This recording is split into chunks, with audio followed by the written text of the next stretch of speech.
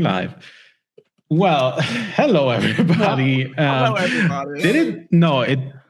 Never Okay, mind. it still does show it's not a conspiracy if it's true on the captions. Wonderful. Yeah, I timed this perfectly. Perfect. I mean, we it's still not have that on camera. It's not a conspiracy. Yeah. It's true. But yeah, hello everybody. It's time for another fuck around table. Despite what Twitch won't let us name the stream. Yeah, despite Twitch's cowardice, they won't let us say fuck or coward in the title of the stream. They won't. It's just not doing it.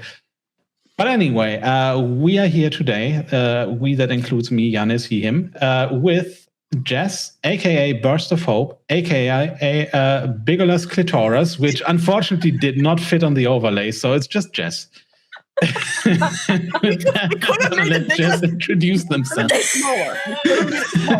It's okay. It's okay. We will get a graphic designer on your team. Not gonna be me. We didn't screenshot. Okay. I didn't even look at captions. I hope it perfectly picked it up. It was perfect. It was beautiful. Amazing. Yeah, Jess, you can now introduce yourself if you so desire. No, that's it. I've got funny handles nowadays. I didn't realize how many people had processed. That's not even a handle anywhere. BigolasClitoras is just the nickname. People are like, what? Hi, I'm Jess. I use they, them pronouns. And I probably I'm a stranger. I've kind of gone offline in the burnout mode. So I haven't been on the screen. So this is exciting, but I mostly still fixate on live stream production stuff, do some video editing, and I am slowly embracing that graphic design might be a passion. Don't hold your breath though. It's not my passion. It's not allowed to be my passion. That's fair. I like things to look clean. I like things to look good and maybe be accessible. So yeah, Imani has more what I would call a maximalist approach than 100%. Imani's can I have 4 fonts and 5 different sizes on one screen? And I'm like, please. But they're so pretty. I can't pick. I just don't choose. When in doubt, don't make choices. Just select all. On that note, Imani, you can also introduce yourself. Hi, I'm Imani. I make games, and graphic design is a passion. I just don't. It's a passion that no one else appreciates. The spark of innovation and design. They don't see my vision. They don't see my vision. And that's okay. Mostly the issue is that I see 10 different visions. Right, because I don't make choices. Yeah.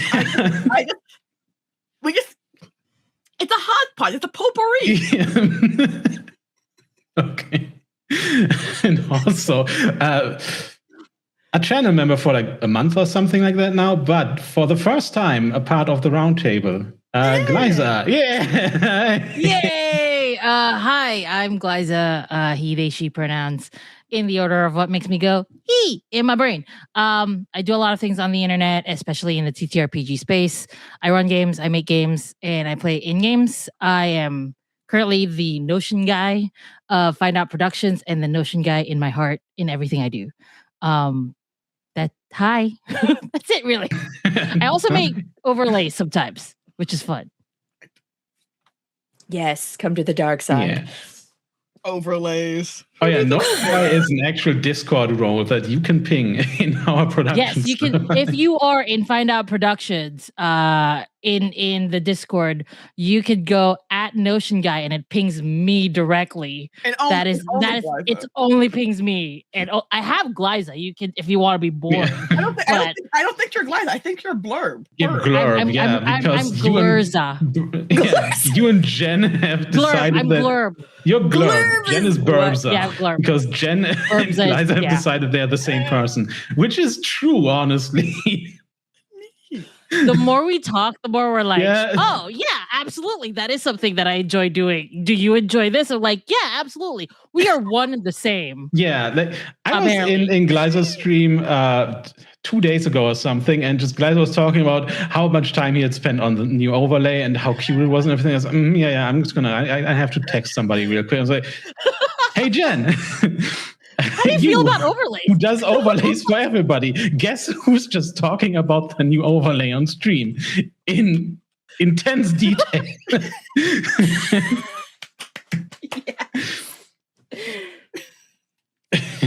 Okay, I'm sorry. I want to just say this because Lummy is in chat saying I should sleep. I want you to know that on average, I get a full, solid 8 hours of sleep.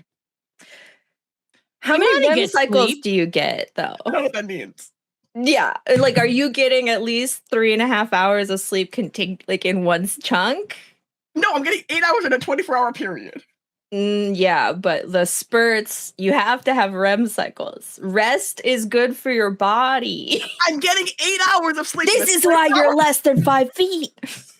No, it's not why I'm less. I think that happened before. I think that was real. But also, I'm taller than my mother and my grandmother. Point. So, yeah, you need to do less for your ancestors' sake. You need to do less. I do. I mean, maybe. Listen, Yeah. okay. Let's talk about Anyway, production.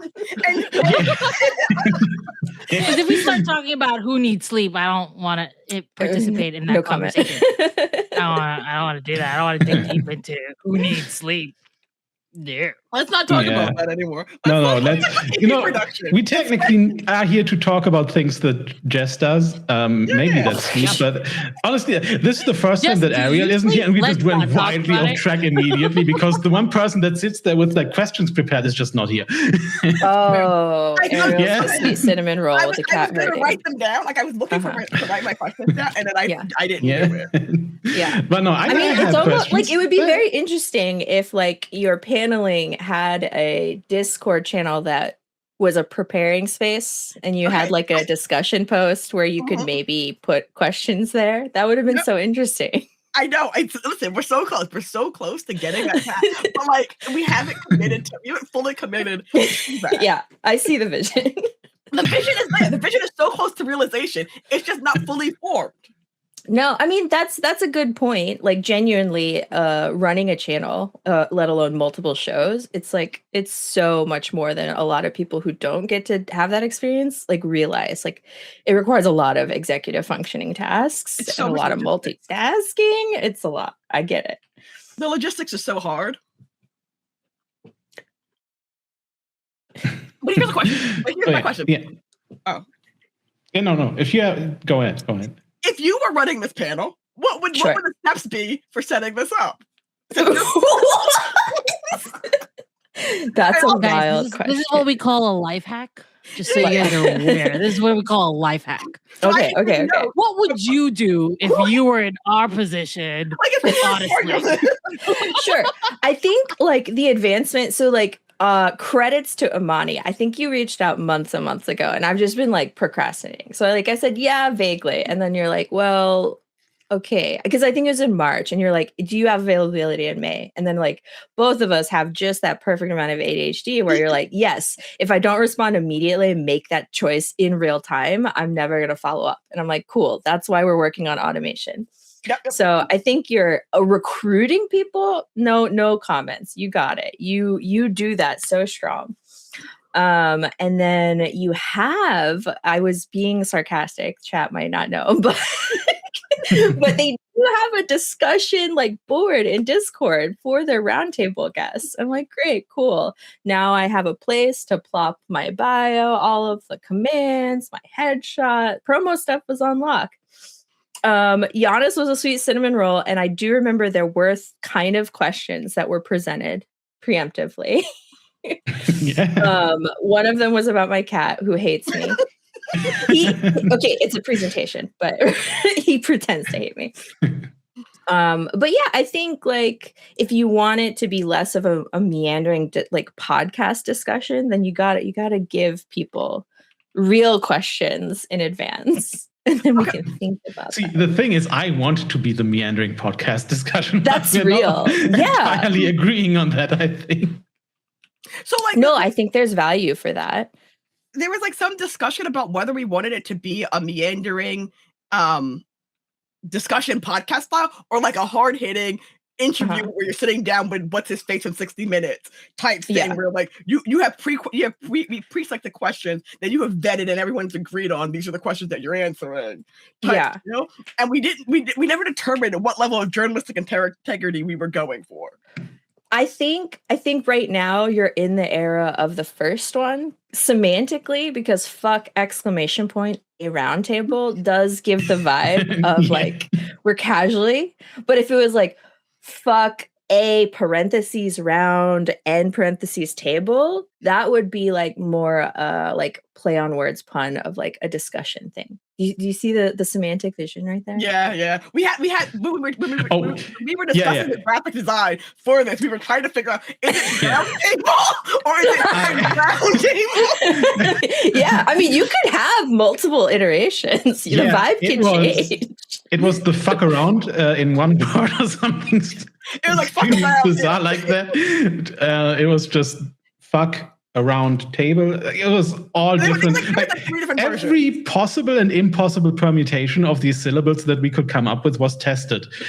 And vigorously tested in the sense that at some point we just said, no, fuck it, that one looks good, and we went with it. And that was it. Yeah. This one stays. We hate this. We all hate this one the least. I actually saw it when I came in, and I thought this feels like shoot, we have to do a round table. Yeah, that's the feeling that I get from this. Right. I don't know if that's the feeling we want to put out to the world. But that is the feeling I get when I see it. But I did just come in a month ago, so I wasn't there during the discussion. So we have a chat question. Lamia has come in to save us, which is that Jess, what project are you working on that you would like the audience to know about? Oh my God. Genuinely, I don't think I have anything like promotionally exciting right now because like I'm in my like reading the deep texts and developing skills phase because I think when I first like the pandemic times spawned a lot of channels and stuff. So I got to be a part of Utopia and like we're kind of just we're on a big pause because community running is probably the hardest aspect of like having a channel, right? So it's like when everyone's on burnout or you don't have a full alignment and vision, it's like really hard to like continue uplifting the space when you don't have the capacity to uplift yourself out of a hole, right? So I don't have anything to promote. I genuinely, I'm just celebrating that I have a functioning PC to be here on the show. And like, I've got like a 4-week timeline of like getting back on track. I've got buttons. I want to so many buttons. I want to be a clip master. If I'm honest, I want to bring back like GIF culture and like clips. I think is kind of where we fall behind in AP spaces versus other like media like content creation, and we gotta up our game, right? We gotta have some highlight reels for your fun stuff. Yeah, I'm bad at that. I keep meaning to go back to just the vaults of old shows and just okay, this goes up on socials and YouTube now as a highlight reel or something, and I just yeah, I mean it's almost like I'm never doing it. Yeah, in real time, when you know that there's a moment, it's cool because we have buttons and commands that you can make to like mark. I have a button. I have a button. Okay. You have physical buttons. I refer to them buttons because I don't want to like be holding people to a brand, but like I'm talking about a Stream Deck. I'm talking about I have a Stream Deck with a button. Hold on a second. Let me go find. So there is just to bring that up back to the clips thing. I was part of a channel performance, whatever, Neon Lights Roleplay. They have somebody that they've hired well, not hired, but like that's their job. Like that's part of their job to just go through clips. And honestly, I think it works really, really well. I think more channels should do that because like Jess said, like more people just watching the short stuff, the short form. You get more people like being interested in watching the whole thing. Making it automated is a very interesting thing that I believe, given enough time, I could do it with Notion. Anyway, I love that we all have our own funnels of like, this is the thing that this is the system I understand on Twitch, and if I can make it work. You know what? You leave me alone, Janis. I'm encouraging you, At some point, we're just going to stream on Notion. I see it coming already. Like, we're just not going to be on Twitch. We're just going to. I've been looking at different ways where my website is built on Notion, and I'm working on different ways to get my Twitch just show on Notion, and so that will be the website. One day, I will be streaming on Notion, and you cannot stop me, Janis. I mean, I don't think Janis wants to stop you. I just don't think Notion wants you to do that either. Yeah. Notion is not a part of this. Notion, the brand, is not a part of what I want to do. They have no choice in the matter. Notion will be used to stream. I will do it. They don't endorse this, and they don't endorse this. They don't support this. This is not a function that they built into their platform. But no, I literally just have a button that's literally just ! Marker. But also, I will say one of the things I think that the VTuber space has done really well is they literally, a lot of the bigger ones, or even like the medium-sized ones, have someone whose literal job is to go through their videos. And they have like someone who does the edits for shorts, but they have also someone who's like putting markers in. But the only thing for us, I feel like might be a problem is we have so many different shows. Right. That having someone watch different time zones and different times and different times, having someone whose job is to watch every single episode every single time, it's just impossible. That is a really like interesting pain point, that running a channel for tabletop is like structurally inherently very different than running a branded like content creator channel, right? Like VTubing is like, or a content creator, like generally like you have one parasocial relation, like one person and one like mascot to this channel. But like when you're doing tabletop, we've kind of decentralized that, right? You've got like 5 people in the Find Out production space, let alone all the guests that you have for all of the shows. So it's like the creep happens really quickly. Like it's escalates real fast of like, what do I need for every single show? And those needs are slightly different for like an AP versus a discussion panel. And like, one of my big passions, like if you're running a channel, is you have to have like both a brand ethos of like what you stand for and why you're making your shows. And then also like, if you are not monetizing, or you're being like, you know, like we're being anti-capitalist, so we say fuck the whole structure, then like, if not money, then you need to make sure you're distributing your labor in a way that like everyone is finding joy, not pressure upon. So you're like, you might just have like, you have to find a way of like that cross growth line versus like audience line of like, there are people, I have a clips guy just for your Duskfall show, or I have a clips guy who's just listening to the Fuck Around Table show, you know? But like, that's the dream. And I know that's like hard to find in reality of like, we all want to be on camera. How many people actually want to do the background stuff? Or have I don't ever want to be on camera. Product. Yeah, that's real. Oh wait, no, they're back. I'm okay, so never mind. Creep. That's a but this, by the way, that brings me back to something that you actually wrote years ago when I was not doing actual play except as a viewer sometimes. Okay. My entry into this got delayed by moving internationally multiple times, so I never had a stable enough situation where I could actually stream or anything. That happened like 2 years ago. But at some point during the pandemic, you wrote about like, hey, maybe this is how you know this during the pandemic. Maybe actual players should just get into Among Us lobbies together more and play games together more to just have things that are not just like you see them on camera as like their characters on all the different channels, but like there's actually, I don't want to say you grow a parasocial relationship, but that's kind of what it boils down to, that people like actually see them as people. Yeah, for sure. I think when you live in isolation of like, I know Twitch because tabletop or like you don't like participated in other live streaming cultures. It's very interesting because like we pride ourselves in being like storytelling channels, but like we really only participate in a subsection of storytelling with our little click clack dicey maths and our cards and stuff. But like live stream view count wise, you've got GTA RP. Like RP versus tabletop is such an interesting concept. So like I would, yeah. Even so, I think something like Glyze's co-working with the upper like Spirit City or all of those co-working video games, like even that is like a small bridge of like, hey, I'm being a person, you can be a person in the same space.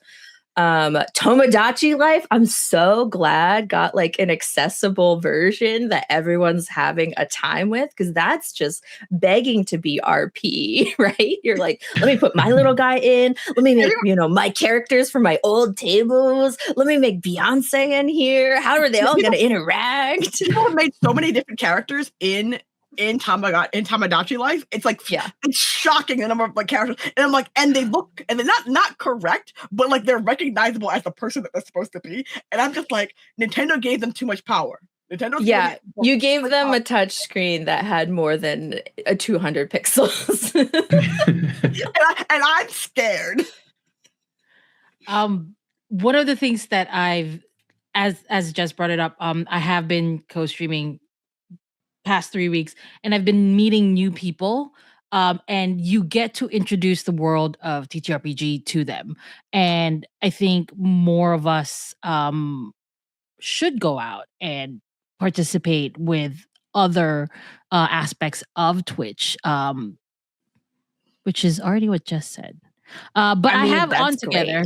I have On Together is another thing that you can use. But there's Liza so many is in apps fact the number one On Together streamer on Twitch. That's not fair. You shouldn't say that. At 5 a.m. It is totally fair. We'll take it. The number one On Together streamer at 5 a.m. Eastern. We can do that. No, consistently the number one On Together streamer. Yeah, absolutely. The reason for that is most people, when they stream On Together, they go to the co-working and they don't pick the game title. They use the they don't pick the game title. So I'm the only one. Well, that's on them for not following rules. They're doing it wrong.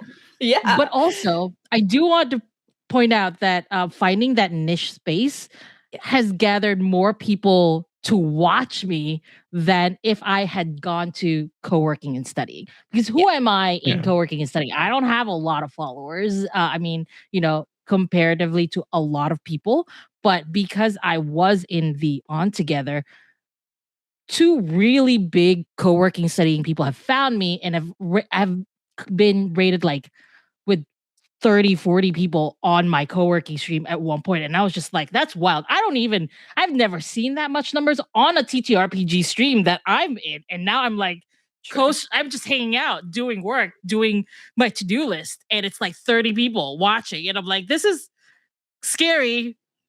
I'm just gonna ignore it. Understandable. Can I be so real about Twitch for a second?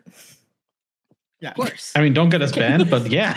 No, I won't get you banned. But it's like, I won't say disheartening. That's the wrong word. But I will say it's very interesting to see like where we were 6 years ago on Twitch, especially in the tabletop space, versus where we are now is so like the opposite of growth.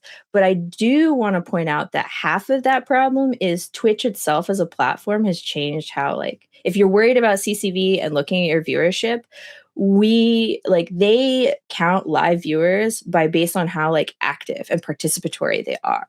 So when you're doing like the culture has changed to be like the audience is not part of the show. So it's like if someone like goes out of their way to like do live reactions and chat, that's fine, but that's not the norm. So like basically we're putting on a lot of lurking shows with no engagement. So like a show that should say it's got like 24 or 36 viewers actually only shows up as 8 viewers because Twitch doesn't count lurkers anymore. Yeah, it's very. You can definitely see that. They say they don't, but I'm like, we've tested this. Like structurally, like you need chatters. Yeah, it's also the funny thing about them not counting lurkers anymore too is funny in the sense that they count them for ad views, though. Yeah. They yeah. just And don't like count Twitch you- lives and dies of by course. lurk culture. So like Yeah. it's really sucky that like if we're doing metrics and we're worried about it. But I'm not here to like be a pessimist about that. Like we love our lurkers no matter what, numbers or not. What I am interested in is like we did 7 years ago, we had toxic culture in AP space of like we were chasing money. So like the activation for the third party audience, like chat, was going to be like, you don't know, you affect the story. And like that was often stressful, or like something you felt like as a player you're losing agency of the story. But I am interested in acknowledging like, what does tabletop look like? If we're already presenting our show online, then we should acknowledge that we're presenting our story to what I call a third audience, because tabletop, like you just show up to a game. You're like, if the GM is the one telling the story in that moment, you guys are the first audience. The player is the first audience. And then when you start passing around the highlight, like who else is sharing the mic or whatever, then everyone else in that table is the second audience. So we already have two audiences playing intertwined when you play a tabletop game vanilla. And then when you bring that forward to a stream or like a VOD presented as a show, you have a third audience, be it in real time or like your channel, YouTube post chat or whatever. And you're like, what does that look like if you game design or produce to the third audience? Honestly, a lot of so I used to also stream shows on my on Twitch, that on my channel, and then upload it on YouTube. You'd be surprised at how many people have come up to me and be like, "Hey, you know that all Filipino table that that you did on Twitch ages and ages ago? I found you there on YouTube and I watched it and it was great, and that's how I found you." So there is like, just because it's not live and happening doesn't mean it doesn't get watched. So Yeah. I do think that, you know, we do start to like cater to the people that will find us later, because you know, we can still like they'll be there and they'll appreciate the story, and then they'll share with you what you did well. And I think that's such a good thing for people to think about. Like, how are we going to reach out to people that aren't here watching us live? So that's one of the things that I remember learning way back in college, back when I went to film school. We learned about this concept called like evergreen content, which is like, it doesn't matter when you're watching it, it's still relevant to you down the line. And I feel like the AP space needs to like aim for that. Like, it doesn't like having live interaction during Twitch live streams is great and all that jazz, but also know that someone might be watching this down the line in the future, 5 or 6 years from now, and they should also be able to enjoy it just as much when they're watching it then, because especially for games that are like really specific, like not really niche, but like not big games, like someone's like trying to learn how to play a game and you're like looking for like has anyone ever done like an AP of this system or whatever, and they find your game, they should be able to enjoy the story and figure that out without having to have been there live when it was happening when you did it. Right. And that's a problem I for. That's a problem that I have when I'm trying to learn games. Like, for example, there is a Power Rangers game that I'm editing right now. And I was looking for examples, and the official channel, the official Renegade channel, put it up, and I watched it, and it was funny, but like I didn't learn how to play it. Yeah, right. It's like it felt like such a waste of time for me, in a sense that not really, because the players were great, but it didn't serve the purpose of why I was looking for it. Yeah, I mean, how to play production is really hard. Yeah. But also like that's just the divide in actual play, where just for example, I have a lot of visual aids for my streams. I show all the dice rolls. If people actually roll virtually, sometimes they don't. Like, I actually show the game layer. That is just kind of part of what I do. But other people sometimes don't even really play the game, but then that's a completely different thing. It's just more improv leaning. But a lot of the time they just don't explain the rules and just have that as far in the background as possible and just focus on the role play. And that's just Yeah, I think going in, you usually don't know what you're going to get unless you know the people. This is why you need me in your games, because I don't remember the rules all the time. Right, go, same. I'm like, hey, audience, for someone who might not be familiar with this, totally not me. Play this, not me. It's for the audience, right? But also, like, I also forgot how to play it. I'm sort of thinking about doing something similar to that. So my upcoming game is the Cowboy Bebop TTRPG the TTRPG actual play or whatever. And like I will say this, none of the people who are in this actual play have ever played this game. But to be fair, when I got signups when I did the casting call for this game, no one had played this game. Everyone had only seen like this, like I think 3 actual plays that came out for that system, and it was specifically put out for when the Kickstarter happened for the game. And just like.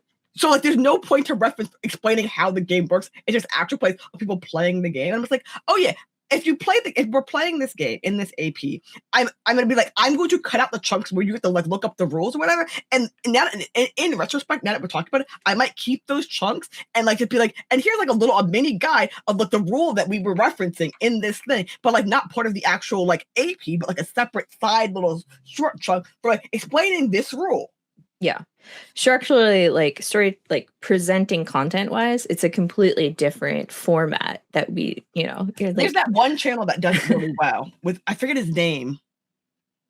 But he literally just flips through the rule book for the entire game and says, these are how these rules work when you're playing them.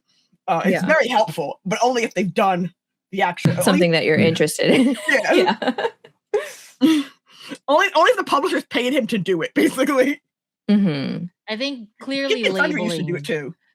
Clearly labeling and like making sure you know your audience is a good part of like, what are you doing this actual play for? Are you doing this actual play because you want to show off the rules, or do you want to focus more on the story? The Power Rangers game that I'm editing is not for how to play. It's because I want to isekai a bunch of people into the Power Rangers world and tell that story. We don't even play it in the same like timeline. It's different scenes. Like I'm recording it like a movie, like like people do movies. Like this is a scene that I need, and then I grab the people and then they roll, and it's sort of improv. But like having the idea and the title, I think labeling it is a good, Educational actual plays would be a fun space to be in. Yeah. I would watch more of that. Veered from it. I think the reason we avoid it is because it's very much a diversion. Because like we started actual play from how do we translate our friends at the table to a show that people watch, but like being an educational, like how to play actual play is a completely different format and like mental presentation, right? Like one would argue it's more work than showing up to have a story to tell. And like, striking the balance of finding resources and making sure that's what you want to do it is a niche. Like if you're watching this and you're like, okay, I need a niche. That's a niche that needs to fill. We need to fill it up. If you're a good GM, like if you have like a good GM and like 2 or 3 friends that you can get together to like run through, like not like a kids show version of this is how you bake a cake. This is how you play this is how you play this system. Type deal. With little like on-screen text boxes like to show the rule book or whatever. It could be which talks about production. We can talk about production now. This is great. I don't know if we're ever gonna get there, but yeah, we're gonna get there. But like in I've my been head, sitting on a question about production for like 30 minutes, but we're getting there. No, but like I think that is a very good niche educational content in the TTRPG space because there's so many games, and some of y'all don't know how to play these games, and y'all are just winging it, which is fine. I'm just saying, someone would like to make a guide for how to play a game, like actually how to play the game. You'd have a really good shot. I'm not doing it. Look at me. I mean, I think okay. Here's an idea, right? A really low barrier, like a low entry point, would be like there are specific game texts that go out of their way to do an actual play written, right? So they're like, Gliza the GM and these fake people, and you're like, okay, you just do a table read of that part of it, and you see someone in real time playing that scene, and you're like, that's theoretically the most like true to form. The game designer said this is how I play it, and then you could present that in video audio format. That would be really interesting, and that shouldn't be too hard, right? No. We actually did it in parallel play with Missing Month. Yeah. That is something because I was there. This is my game, and I wanted people to know how to play it. So Missing Month, we did it with parallel play, where it was a game. We played the whole thing, but every step of the way, this is how you do it. This is the step. Yeah. This is what the character creation does. It worked really well. It would work really well for solo games, specifically for games like how Shiv does. We can't talk about solo games. That's a whole nother marketing genre. Like it's the best. It's the best genre. From a capitalism standpoint, it is the best genre to jump into. I was thinking capital. It's from people who don't have friends. From the viewership and the monetary aspect, solo journaling is where it's at right now. And I have mixed feelings about that. It's because we don't have friends and we can't schedule shit together. Dog, you do have friends. The systems at B want you to feel alone. And that's why we're succeeding. Scheduling. The scheduling is so hard. Getting 4 or 5 of your friends together on a regular basis. Listen, this is my year of due. And what I realize is my mantra is to be in community is to inconvenience myself. So yes, scheduling is hard, but you guys, you have to go out of your way to like communicate and show up. Like you're like, I'm having a mentee B. I'm like, can we have the mentee B together? Can we still roll dice together? Like, don't isolate yourself. Sometimes you have to do things to be with your friends. It's being with your friends means making that spot on your calendar, and that's why my calendar is so fucking full. And I don't look at the calendar. It's horrible. Is the calendar on Notion too? It is on Notion. It's like different calendar. The Fight Out Productions was like, why is this extra calendar that just repeats everything? It's a for Notion view. Leave it alone. Just don't view at it. It's my view. Occasionally it's turned on again. Then I was like, okay, Gliza looked at it and I need to turn it off. Looked at it. That's also kind of a thing is like first building a community or being in the community and showing up is the one side. And then on the other side, what Gliza just said with just being in all these games, I definitely overbooked myself when we started the channel. Just horrendous. I saw you guys hit the ground running. I'm like, I've seen this play before. I'm sending them all the like, take care of your damn selves, please. No, Janis needs to take care of themselves. Can we talk about how you ran the Juneteenth event last year?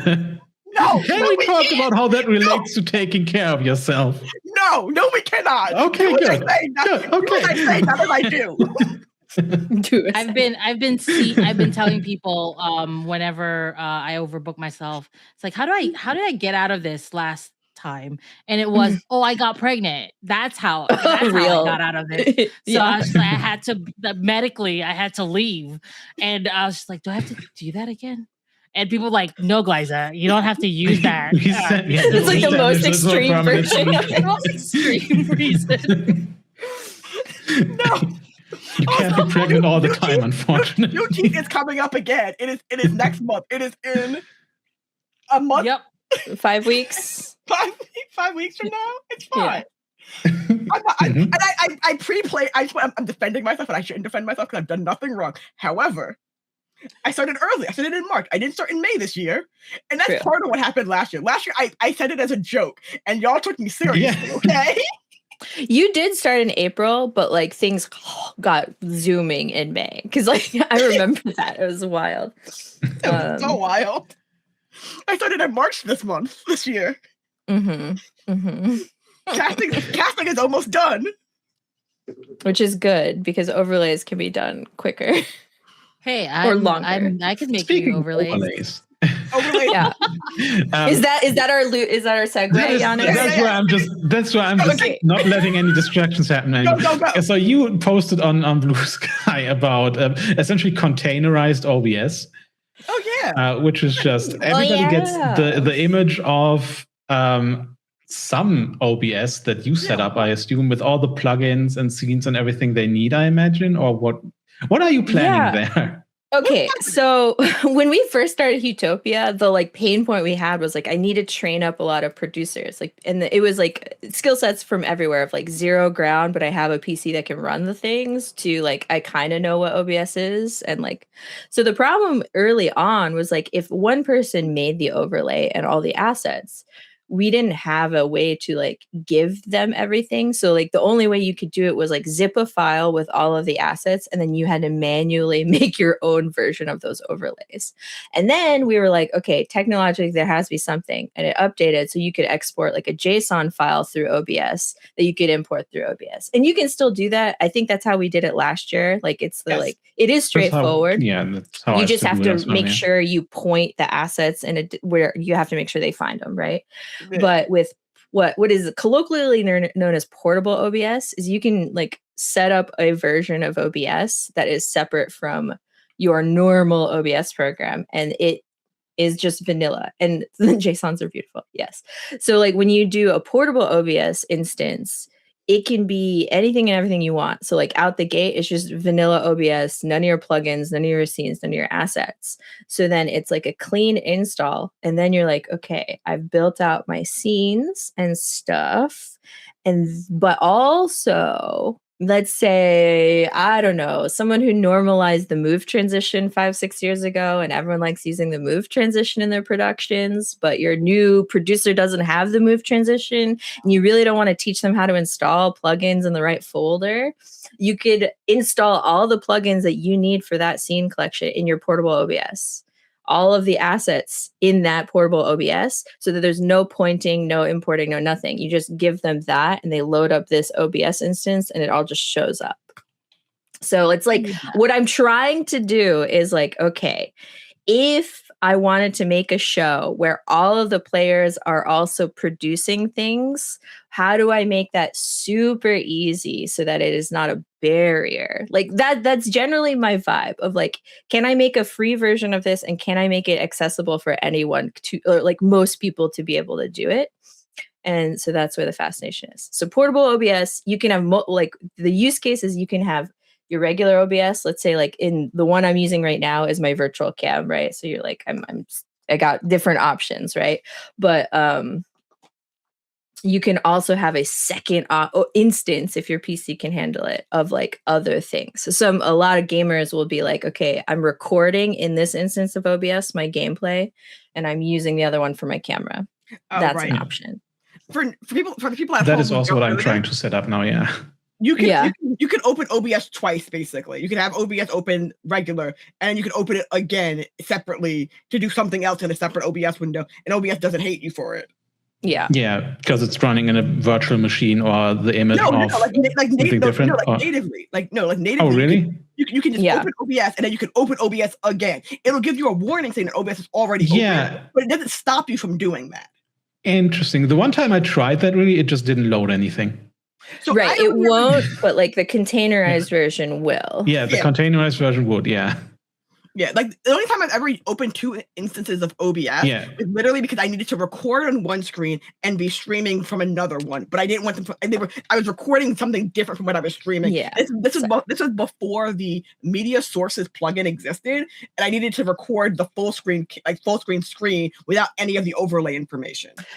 Yeah, OBS has become quite a beast. There are so many ways to do like one thing. There's multiple ways to do one thing. Like you have a source record plugin. So like you technically could do it all in one go if your machine can handle it, right? Yeah, it's wild. So I could talk about plugins all day, but that's not what this version is for. You can come back next year. Dope. Or you can just tell me later. I mean, maybe I'm looking at Glaza, like our 2 brain cells. I'm like Notion guy and OBS guy. Like we could do something. I would love to learn more about OBS setups. I feel scared, but like in a good way. I feel like combining more of Notion and OBS, and then add in Stream Deck.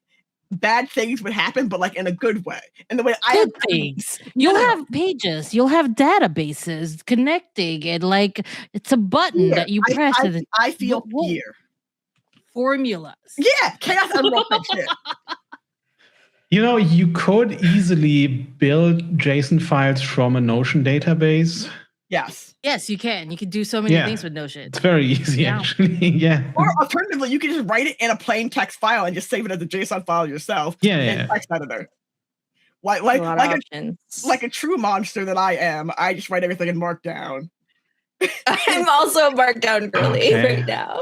I write everything in Markdown, and then I just change the file extension to like TXT or JSON or YAML or whatever I need it to be. Yeah. I've started editing my OBS JSONs in VS Code and just actually going through the code, and I'm in too deep. This is therapy anymore. I stopped using VS Code, and I started using the thing that VS Code is based off of, because VS Code is Microsoft's version of a free free software called VS Code. It's still free, but it's but without the Microsoft bloatware. That's how deep I am. I removed the Microsoft bloatware from VS Code. Yeah, I'm going back to the source. I'm an aesthetics girly, and I have to make it look good to live in. So my Notion has my personal banner and stuff, and I look at it, and I'm an aesthetics nobody else sees this. You don't need it, but because I go in there and it looks pretty, it makes me work harder. And that's why I work in Notion instead of constant Asian. Oh, sorry, what was that? That's why I have a physical planner that I put colors and stickers in. I don't need my computer to look pretty. I need my computer to work. Yeah, no. I've been working on the command line for more than 10 years at this point. Everything looks like shit. That's just how I operate. I think this looks like it's just lines of text in different colors. I have PowerShell saved in my taskbar. That's where I am in my life. I am so sorry that I've become that person. Terminal I used to be afraid of Terminal, and now I'm just in PowerShell on a regular basis, and I hate that for me. What? I mean, no, that's good for you. I just don't recommend people looking deeper into the databases. No, but you just copy paste the view and it looks pretty. It always has to look pretty. I see your little swing downs of don't look down here. I see you look down here. Why are you looking down here? Don't do it. Don't worry about it. There's the show page. I have a show page that I'm building where we send it to cast members and they can just look at it with all of the information, and it's public. And there's this one little link at the bottom that says don't worry about it. And then if they click on it, it says you don't have access to view it. I told you not to worry about it. And it's awesome because the only people that will see what's in there is there. Because I have to have it in there to bring stuff around because it's a database that exists in that page. But I can't just make it hide. So I had to do don't worry about it. It's me and my Google spreadsheets and the hidden tab that no one can see that's full of all the formulas and formulas and data. Well, you know how we got here, right? They took away access, like Microsoft Access. They took away core database programs from the normal people. So you had to have subscriptions to fancy places to make true databasing. I was dealing with that recently. I have older people running a business and they need a database. And they're like, what we use is Google Sheets. I need a Google thing. I was like, Google Sheets sucks. It's not made for databasing. And so now I've had to make it database kind of. And it's just my eyes twitching. And so, Obsidian's got bases, Notion's got bases, and Microsoft just keeps ruining things. Yeah, it's not even just Microsoft. It is Microsoft general, always, but it's also, this is something that has happened in my day job recently because I've been working in the generative data field for a long time now. A lot of databases that get run are just in the cloud now. So you have AWS, so Amazon, or Azure, or Fabric, which is Microsoft. Mm-hmm. And then there's Databricks, which I'm not even sure. I think they're big enough to not get bought out now, but I think they're their own company still. And there are open source alternatives, especially when you want to have something as a local installation, because you, work in healthcare, which is what I do. And one of the main providers there for open source stuff was Min.io, which was, it's just a company that helps you build databases. That's it. That's all that needs to be said. In the past, they financed themselves to just having courses and have you earn certificates for $800 or something like that. Yeah. Now they've just all of a sudden that happened in I think October or September or something. just pull support for the open version and just say, no, we're not open source anymore. Go fuck yourselves, because they were just the by far biggest open source provider. I was like, okay. What venture capitalist firm, private equity bought you? What happened? No, they just turned to that, I think, and they started buying companies, I think. But they just definitely got too big for their britches. Yeah. Mm-hmm. That's so unfortunate. You hate to see it. Okay. Yeah. Which, I mean, they've always monetized things, but it was just the certificates that you could get, which were just at massively inflated prices. But that's just kind of the price you pay for these certificates. I mean, that's true. That's true across every field, though. Yeah, exactly. I mean, I live in Switzerland. If you want a degree, they offer you like 6-week courses, and you get a fancy degree in the end that says it's a master's or something. You just have to pay 10 or 20,000 for it. I have an idea, Jeff. You're an expert, yeah. Yes, I have an idea. You paid for the right to call yourself an expert. Imani, don't fall down the pipeline. Whatever. It would be so good. I had to do that with my job, because I became the accidental IT guy of my company. I don't have any. Don't you IT love training. when that happens? I don't have any. My major is religious studies and philosophy, and it is. And then now I'm the IT guy. I'm learning shit like, Jira, Scrum, Sprint, stand right. Like I'm Googling this shit while in the meeting, and they have a lot of things that I'm learning right now that is helping me organize and helping me build my own creative shit, like my own, like our own find out production stuff. I'm learning how to build formulas. There are connections. You just have to find it. I don't know where I'm going with that. I just wanted to bring that up. But wait, do you want to hear my great idea? Always. Mm-hmm. Yeah. AP's an actual play certification. Because we're already buying the documentation.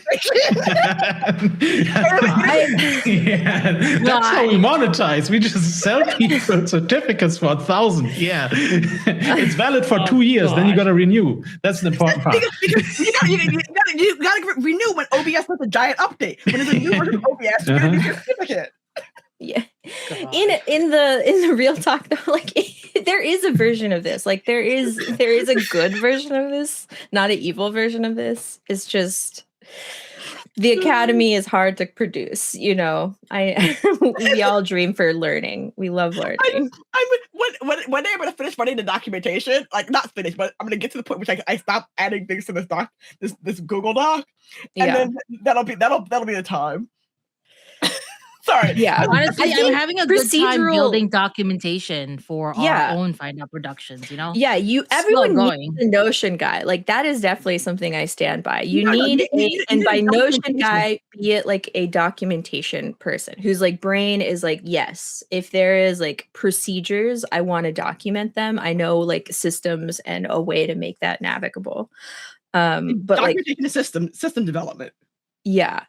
I think that is something that actual play channels shouldn't neglect. You want documentation, not from like we have to be squared away and be, take us seriously, but like just for your own health and mental well-being. People, people understand, how does this channel work? How can I navigate the resources that you guys have? Like, what are our expectations?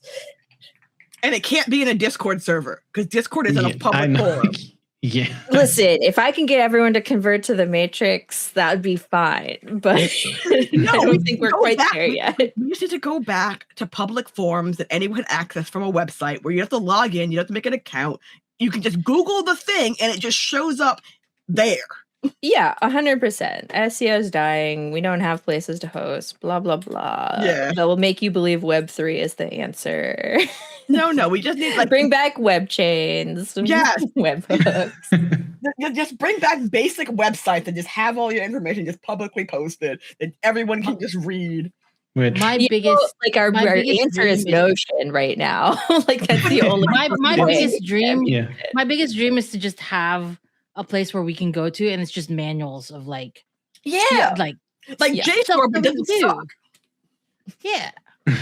Yeah, and I think We could. That's officially my job and my day job. I'm making those documentations for like training. We for need people, SOPs for everything in actual play. Here. Yeah. If you had to make a list of standard operating procedures for any actual play channel starting out, what would they be? Dog, that is a whole Bible. Like That's the a SOPs lot. have SOPs. There's so many things. Okay, so like our categories. The bare minimum. Yeah. The bare because like I come at our actual play channel for like archival and like Oh. I thought okay. I froze. I was like, yeah, I was like, it was me. Imani, I was like, oh shit, Imani is being silenced right now. No, it's Imani. Yeah. it's bullying, really. oh wow. Okay, you come at it from an archival. Like how are you going to store this stuff long term when you eventually stop running this channel?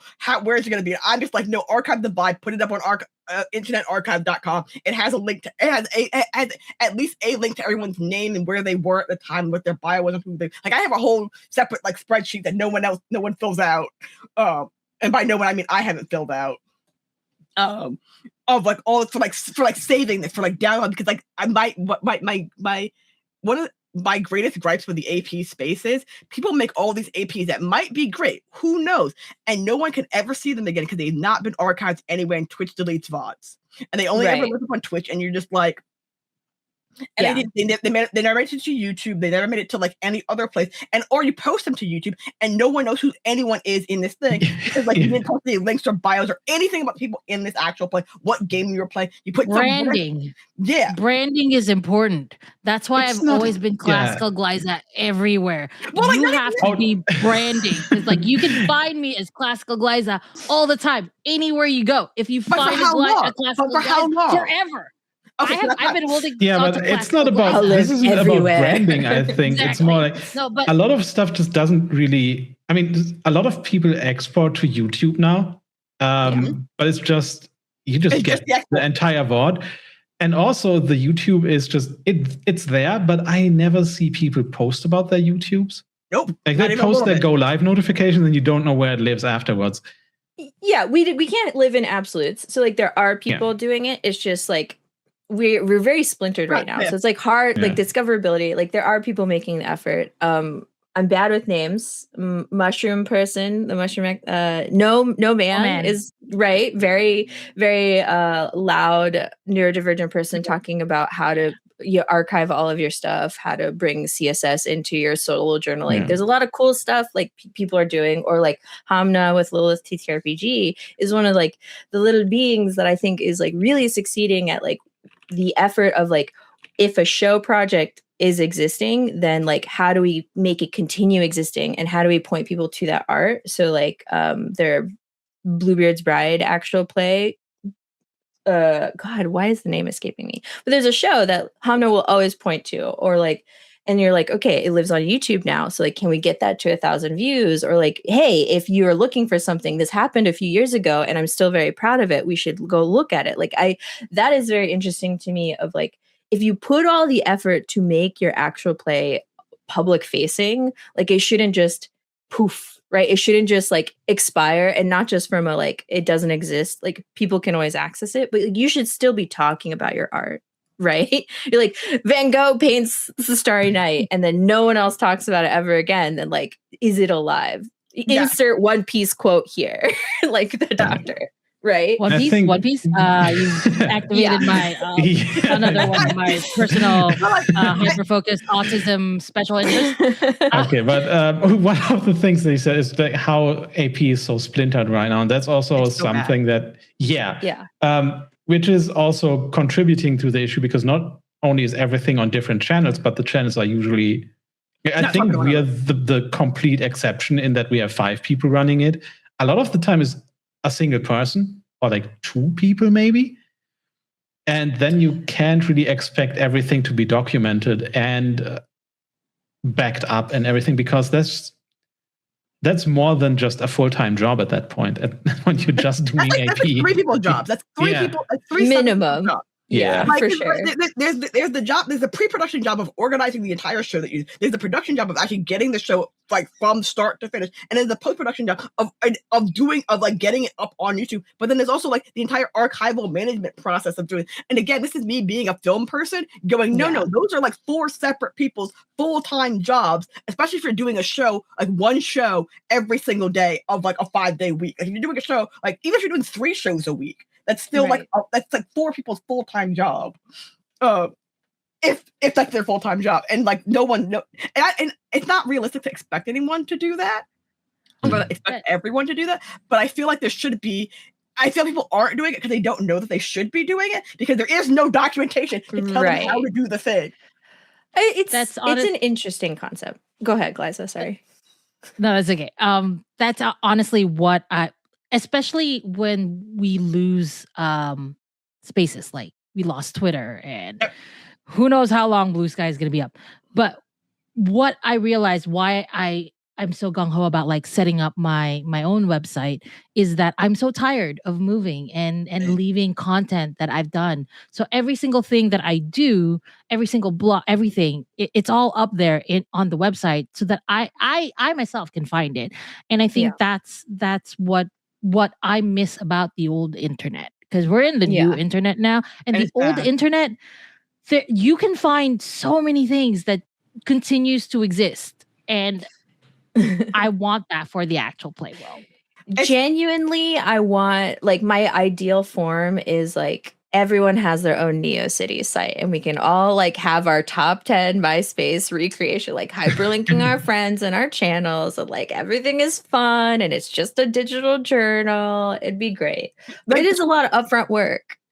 Well, so one of the funny things that happened like 2 weeks ago was I logged into my live journal for the first time in like 10 years. I love live journal. I love before it was weird. Here's the thing. Except for the photos that were saved on photo buckets, the entirety of the text post from my live journal still exists 20 years later. Like 20 years later. Yeah. And like that's what I want for the AP space. I want 20 years later for the YouTube video. And to be fair, I don't love that YouTube is there is no better video storage system than YouTube. But until YouTube puts a cap on what you can upload to YouTube, YouTube will be the answer for storing videos. Because like you can't use like Mediafire went down. Torrents technically work, but that requires everyone, like most people, to have a copy of the thing so that like the feeds can work. So like YouTube unfortunately is the answer until something better. Or I guess theoretically Pornhub also doesn't stop you from uploading things, but that's just weird. I mean, honestly, I mean, like it being banned in states is a problem. So yeah. But technically speaking, the media is still up there. You just can't access it. Right. Right. As a storage solution, it does work, just not everywhere. It also fucks the US. No offense to the US. I live here. Actually, full offense to the US. Full offense. Full offense. Fuck you in whatever states are doing that. But like that's what I want. I want people to be able to 20 years from now look up an AP and be like, and not even look up, like stumble upon an AP and be like, oh, I want to watch this video, and be able to click the video and the video play. Like sure. Like that's what I want. That's a whole separate. Yeah, it's a big problem for sure. Moral of the story is everyone make sure you support archive.org. That is the actual important part. Give them money to back things up. Yeah. Listen, so YouTube there's no cap on what you can upload to YouTube. Right. And as far as I'm aware, Pornhub has the same cap, or has the same lack of a cap, where NASA, the U.S. space program, NASA, uses YouTube to back up their like 10K footage from like space stations. Like they just upload hours and hours of footage to YouTube. It's all unlisted, mind you, but it's all there if you know to ask them for it. I don't want to think about it. As someone trying to de-Googlify, I'm like, I don't want to think about it. I know. I don't think of YouTube as part of Google except as a storage solution. It's very weird. Yeah, I know it is, but like, I don't know how they're. When I think about what is Google losing money on? The answer is storage for YouTube. That's where all their money from. The storage for YouTube. I do really hate how dependent I am on Google right now, because it's true. Yeah, we're doing like Video Ninja. What we're using right now technically works on Chromium, I think, but only ever really reliably works on actual Chrome, then we need YouTube. I also still haven't found anything better than Google Forms for casting calls. So much is just Google. What? Listen. I could move my entire casting form into a Notion database. I could. However, people will hate you. You could use Tally. Oh yeah, is Tally okay? Tally I need to look at Tally. Yeah, Tally is prettier than Google Forms and much more usable. Okay, that was my problem with Notion. Is that you can make a form in Notion. It's going to be functional, but you can't really do anything besides the form unless you really. Guys is looking at you. Ooh, I see. I gotta prove. Yeah, no, I feel that. I'm gonna be quiet. It sounds like a user error to me. It sounds like a skill issue. I will say that Batty Bards used Tally for their Juneteenth streams, and that's how I first saw Tally. Tally is pretty good though, but I don't know where Tally goes. Like, where did I never looked into the other end of Tally other than what the form itself looks like. Like, where does it send that information when you fill it out? I think it's on your account, but I think it's exportable as a CSV. It's been a while since I've set one. You can also export, like if you guys, if you definitely don't want to use Notion for your casting forms, you can also use other forms to grab it and then export it into Notion so that the data. Yeah, that's what I'm real talk. My thing about Notion, because I was a Notion boy like a few years back. And then they were like straight up the AI they integrated was derived from OpenAI. And I do understand that you can opt out manually all the things. I don't want to opt out. The problem is if I'm going to like make a system where other people are going to use the tool, you can't rely on it doesn't matter. What I've learned is it doesn't matter how many times I point and give the tutorial. Like if there's not 100% like catch rate of like the AI is not there, then like I'm feeding into the system, and that's the struggle I have with Canva. Fuck Canva, like for ruining my whole life. But what I've been doing in this regard is that and it's only for my personal stuff. Like if you get a paid account, right, you can get unlimited guests. And what I've been doing is creating a page, and that page doesn't have any AI on it. And I create everything. Like they have access to all of the paid stuff, and they can just use it without the AI in it. They don't even have such an interesting loophole. That's a lot of power. I found it. I know. The only problem is, do you trust me? That's the thing. Real. I would have access to everything. Understandable. And it is definitely scary to have to give that power to people. That is the loophole that I've seen, and I hope that. I hope that there's a better way to do it. Yeah. I hope that there's a better way to do it, honestly. But that is the loophole that I've done. My only issue, but before the AI thing with Notion happened, because I also too was a Notion girly for like ages and ages. Like I was so excited to move out of Google and move into Notion.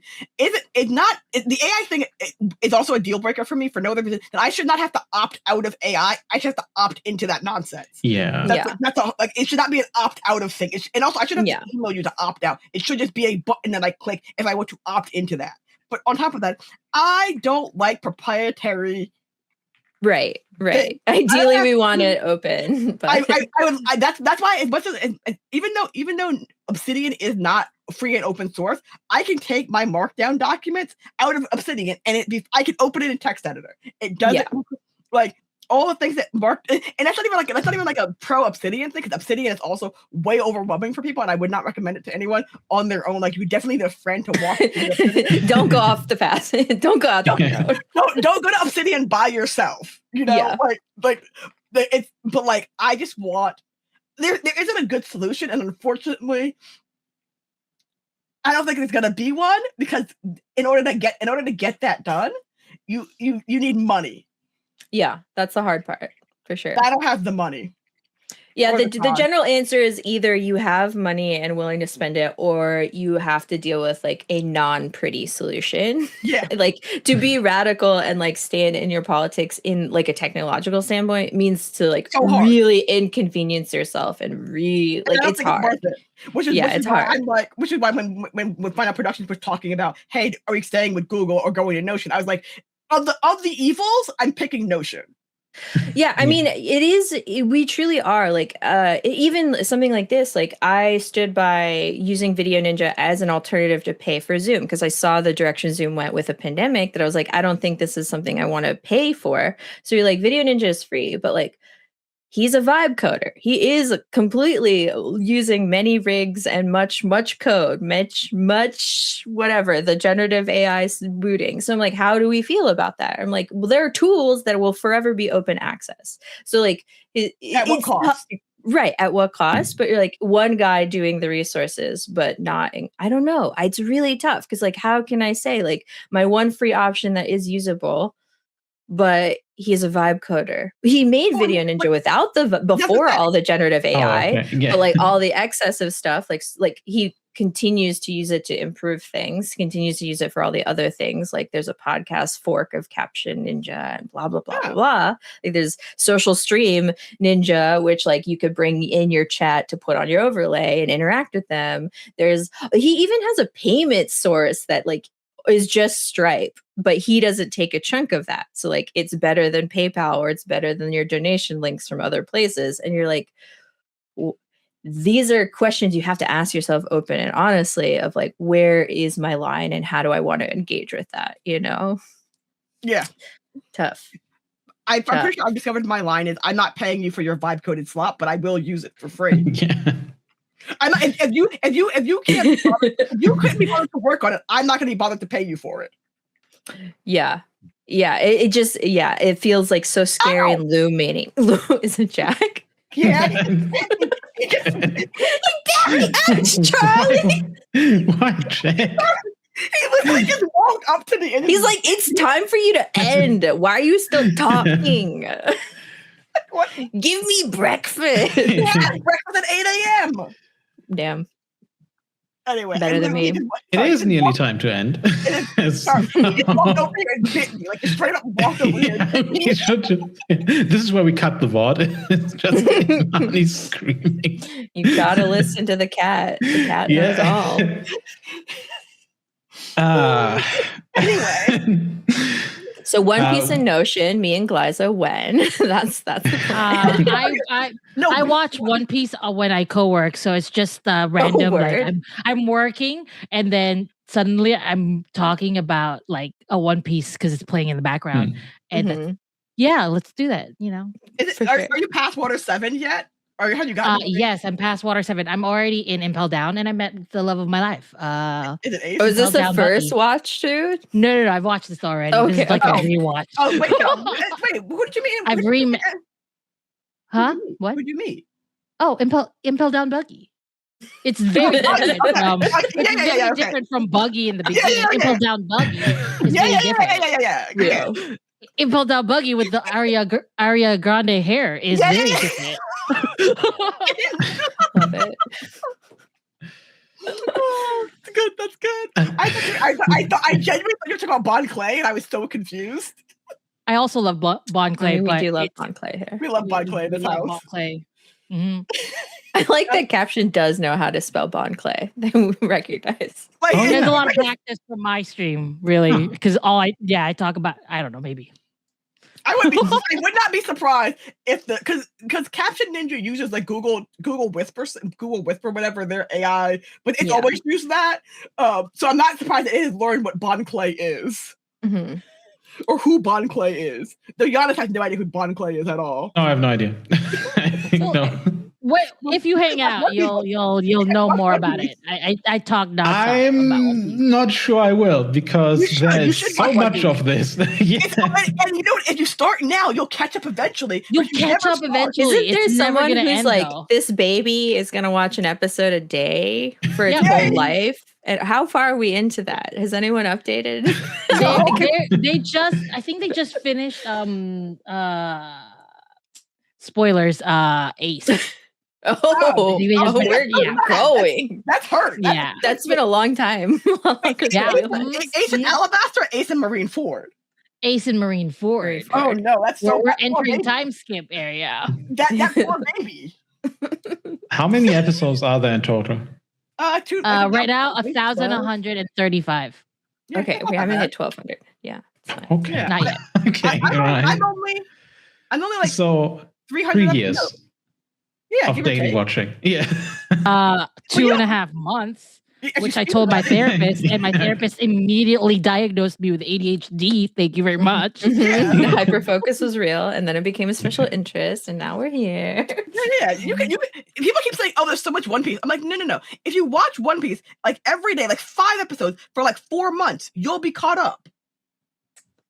5 episodes a day is not that many. It's like 2.5 hours of your life. If you skip, it's one of those shows that you can put in, like you can like have it on a side monitor, a side TV. You can. There's a solid list that you can keep of the fillers, so you can skip or watch One Piece right now. Like One Piece is a good option where they just cut out. It's just all of the things that it's in the manga. Mm-hmm. But also, you would miss the best filler ever, which is G8. Oh, Foxy is not a filler. Foxy is actually in the manga, which is wild. They didn't make it not a filler. They didn't. G8 they made a filler. G8 is a filler, but anyway, G8's the best filler that ever fillered in anything that's ever fillered because actually it slots so smoothly into One Piece. You would not know it was a filler until you realize that it never gets referenced ever again. It's not in the manga. I've just been looking for raid targets when we end in 2 minutes. Good plan. She is live, but also so is Lamia is live. Yeah. Lamia was in chat calling us out earlier, so we're just going to raid them. I was going to ask Lamia 5 minutes ago I sleep and I meet 1 REM cycle. So there you go. I've taken care of myself. Every night. We'll take it. Yeah.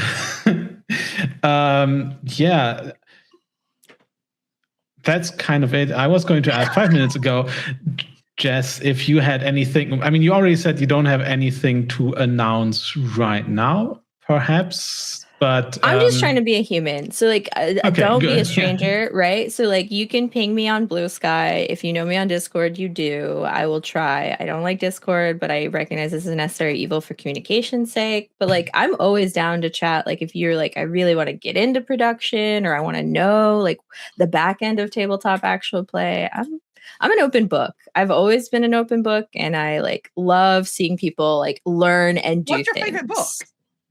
Dog. that is a whole separate chain. Like we just turn. There's a book. Wait, wrong turn. Oh no, it's above. It's behind me. There's one bookshelf. There's comics that my back. I have a backlog of comics. There's too much. We got so many books. Yay, preferably sapphic and fantasy or sci-fi is right where I was going to say, but I read a lot of nonfiction. Called Gandalf. Oh my gosh, Gandalf pretends to hate me during the waking hours, and then when everyone else is settled, he is the neediest, fluffy, white and gray baby boy who like needs my attention. But he has to make sure everyone thinks he does not like me. He's a strong, independent boy. He doesn't need nobody to. Except during the daylight hour, but during the nighttime, it's dark and scary. He does. He's my accountability buddy. He screams at me like on the dot if I'm still at the computer doing work at like 5 a.m. He comes in screaming and he's like, "What are you still doing here? Go to the bathroom and go to sleep." That's fair. Jack is also the same. But only if I'm in the shower for too long. But this has been a pleasure. I love talking nerdy things, and I wish all the best out of this channel. I want to see you guys thrive. Yay. I hope so. Yeah. Too. I believe in us. Yeah. I have plans up till next year. They're in the calendar already. You're already blocked away. I have. Yeah. I haven't put them in our calendar yet, but I'm at like, technically, if I don't change any plans, which I will, I'm just kind of like, I have things planned until 2028 or something. I was like, okay. Yeah, this is not going to happen actually, but I have plans theoretically. There are a lot of games that I want other people to run, I am Fine Art Productions' resident producer. I will just make people run other games for me. I'm also the permanent younger sibling. I'm not here to play games. I'm here to watch other people play games. Are you I a just want younger to do sibling? Notion. Really, I just want to build pages. I've and learned so much, stuff. and I get it. I 100%. I legally have an older brother who I watched play video games my entire life. Got it. I do remember cousins. this. Yes. But yeah, Imani found out that my child isn't 6 years old. Okay, listen. You have a baby room? I have the child. The child was not the size I thought they were going to be. Is this No where we comment. just go on credits? Yes. Good. Yeah. Okay. Roll out. Goodbye, everybody. The Bye. child is not the size Bye. that Be Imani safe. Make thought. choices.